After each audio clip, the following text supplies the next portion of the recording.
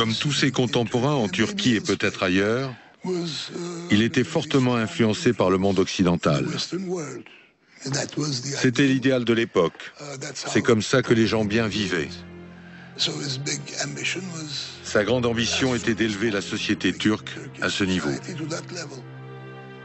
C'était en quelque sorte faire partie du monde qui gouverne le monde, faire partie de la civilisation d'aujourd'hui, être au sommet de la vague. Il s'inscrit dans un débat qui a commencé déjà à la fin de l'Empire ottoman, même bien avant 1908, le projet de changement de civilisation.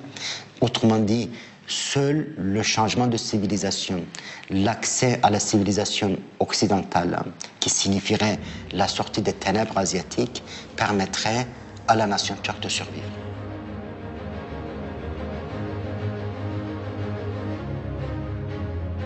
Entre 1924 et le début des années 30, Kemal réalise l'essentiel de son œuvre. Cette nouvelle législation bouleverse profondément le quotidien des Turcs, au risque de provoquer des traumatismes au sein d'une société encore largement rurale et influencée par les valeurs religieuses. Mais Kemal veut aller vite. Il ne souffre pas que son programme puisse être remis en cause. Les réformes sont donc menées tambour battant. La République ayant été créée, le califat ayant été supprimé, il engage donc toutes ces grandes réformes qui tendent à séculariser la religion sur un modèle que nous connaissons parfaitement, parce que c'est le modèle laïque de la République française, c'est le modèle dans lequel l'Église n'est pas contestée, l'Église n'est pas, comme chez Lénine et les soviétiques, il n'y a pas de politique athéiste, mais c'est une politique où l'institution religieuse, si on peut parler d'institution religieuse pour l'islam, doit être réservée à la vie privée. En 1924, Kemal place tous les établissements d'enseignement sous le contrôle de l'État et supprime définitivement les tribunaux religieux. En 1925, il réforme le code vestimentaire et impose le port du chapeau.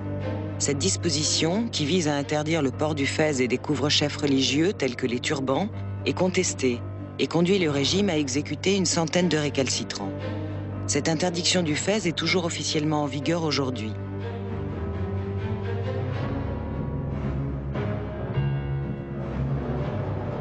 La même année, Kemal interdit les confréries qui encadraient la vie de nombreux Turcs et adopte en remplacement du calendrier musulman le calendrier grégorien toujours appliqué aujourd'hui.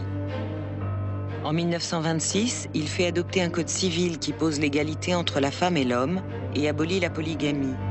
3 ans plus tôt, Kemal avait d'ailleurs épousé civilement Latifé, contrairement aux usages qui voulaient que les noces soient préalablement célébrées religieusement. Kemal et son épouse Latifé divorceront 1 an après leur mariage, sans avoir eu d'enfant. Toujours en 1926, il fait voter des codes pénal et commercial, également fondés sur le modèle des codes européens. En 1928, il fait retirer de la Constitution la mention « L'islam est la religion officielle de l'État ». Aucun gouvernement n'est jamais revenu sur cette décision. Aucun pays musulman n'a depuis lors osé aller aussi loin.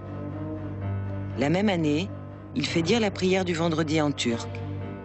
Toujours en 1928, Kemal fait remplacer l'alphabet arabe par l'alphabet latin. Une commission d'experts préconise l'application de cette réforme en plusieurs années.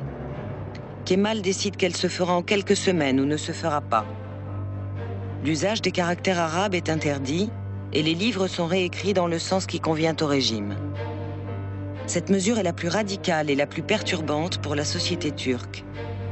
Elle consacre la rupture avec le monde arabo-musulman, déjà consommé par la sortie de la Syrie, de la Palestine et de l'Irak, des frontières de la Nouvelle-Turquie, et par l'abolition du califat.